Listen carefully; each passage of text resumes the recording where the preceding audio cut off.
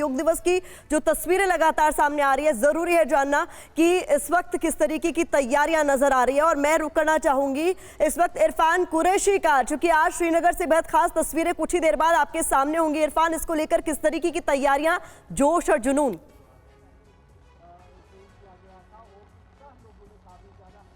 देखिए, बिल्कुल फिलहाल मैं बता दूं, हालांकि मौसम आज सुबह से ही ख़राब है, बारिशें लगातार ज़ोरों की जारी है।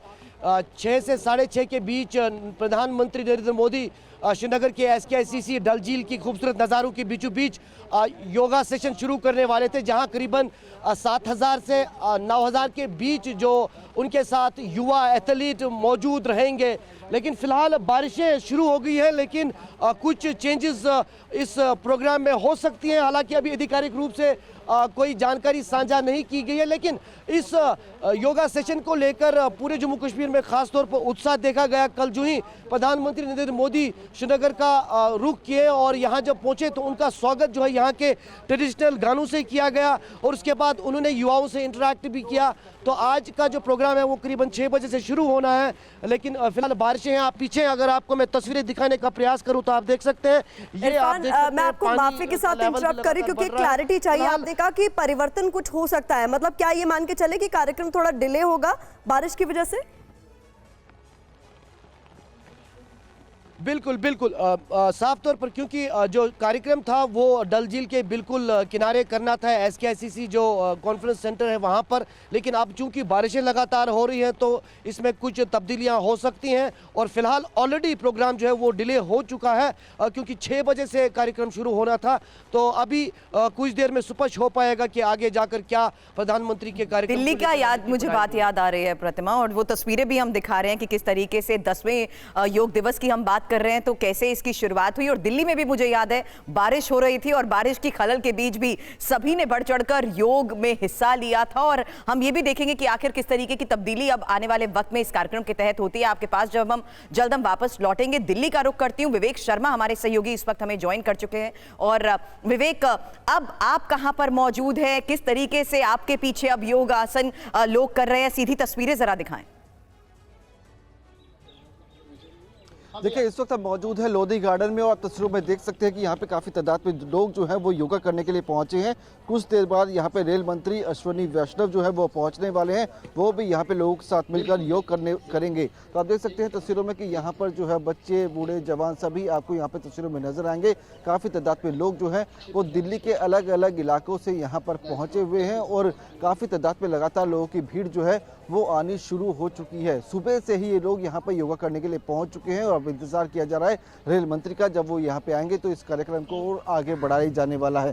तो यहाँ पे काफ़ी तादाद में जो लोग हैं वो पहुँचे और इसी तरह की तस्वीरें दिल्ली के हर कोने में देखने को मिल रही है, जहाँ पर जगह जगह पर लोग जो है योग दिवस मनाने में लगे हुए हैं। वहाँ पे योगा किया जा रहा है। स्कूलों की बात की जाए तो वहाँ पर भी कई जगह पर जो है योगा किया जा रहा है। इसके अलावा पार्क्स के अंदर भी काफ़ी तादाद में लोग जो है योगा कर रहे हैं। तो दिल्ली NCR के लोग जो है वो बढ़ चढ़कर योग दिवस में अपनी भागीदारी देने में लगे हुए हैं। जगह जगह पर जो मंत्री हैं वो पहुंचे हुए हैं, वो भी वहां पर योगा करते हुए नजर आ रहे हैं। साथ ही अगर मुख्यमंत्रियों की बात करें तो वो अपनी अपनी जगहों पर, अपने अपने स्थानों पर, अपने अपने स्टेट में वहां पर भी अपना पूरा जो योग दिवस है वो मना रहे हैं। तो लोधी गार्डन की तस्वीरें आप देख सकते हैं कि जहाँ पर आपको महिलाएं, बुजुर्ग, बिल्कुल विवेक, और मौसम कैसा भी हो, जो योग करने वाले लोग हैं वो रुकते नहीं है, थमते नहीं है, चाहे बारिश हो चाहे दिल्ली की प्रचंड गर्मी हो। और इसका सबसे बड़ा उदाहरण ये तस्वीरें हैं।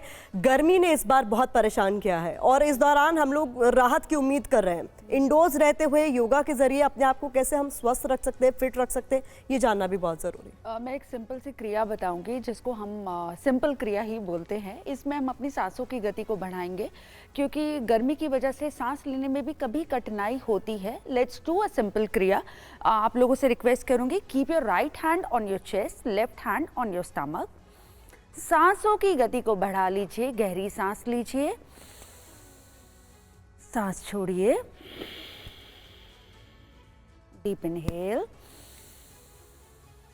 exhale, one more time, deep inhale, exhale. Now hold your breath for 10 seconds. 10, 9, 8, 7, 6, 5, 4, 3, 2, release. तो ये क्रिया करिए, सिंपल क्रिया है, सरल क्रिया है, इसको करने से भी काफ़ी अच्छा रहेगा, ब्लड सर्कुलेशन बढ़ता है, इट अलाउ मोर ऑक्सीजन, और साथ में मौसम रहता है, गर्मी रहती है, सर्दी रहती है, आपको उसको फेस करने के लिए और क्षमता इसकी बढ़ेगी।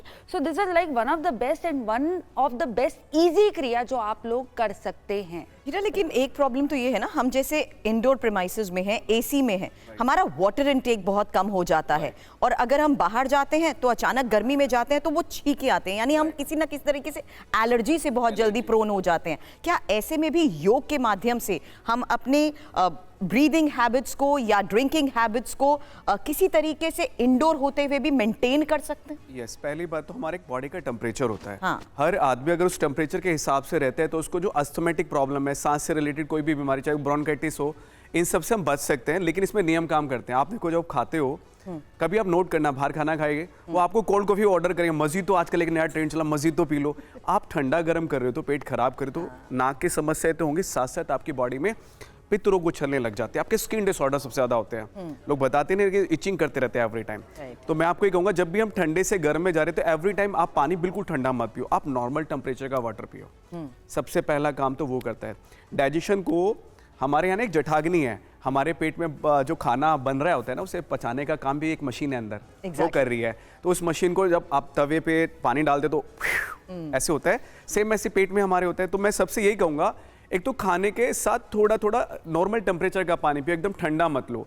आप बाहर भी कहीं खाना जा रहे तो कोई आपको कोल्ड ड्रिंक सर्व करता, सॉफ्ट ड्रिंक करता, मैं आपसे रिक्वेस्ट करूंगा, गैस्ट्रिक इश्यूज वर्ल्ड में सबसे ज्यादा इस समय भारत में हो रहे हैं और कहीं नहीं हो रहे हैं। तो अनुरोध आपसे यह है कि आप ऑफिस में भी रहते हैं, ट्राई करें, जब आप बाहर से या अंदर से, बाहर ठंडे से गर्म से जा रहे हैं तो नॉर्मल टेम्परेचर का पानी पीजिए, और एकदम कभी पानी मत पीजिए। ये सबसे आपको सेफ रखने वाली चीजें हैं। और एक आपने ब्रीदिंग एक्सरसाइज में आपको बताऊंगा, बहुत सारे लोगों को क्या होता है आजकल, छाती में बड़ी जकड़न आ गई है, और ये ज्यादातर उन लोगों के लिए हो रहा है, या श्वास के रोग हो गए हैं, जो लोग ज्यादा एसी में रहते हैं। तो उनके लिए एक काम कर सकते हैं आप, श्वास को भरना है और कुछ सेकंड के लिए होल्ड करना है।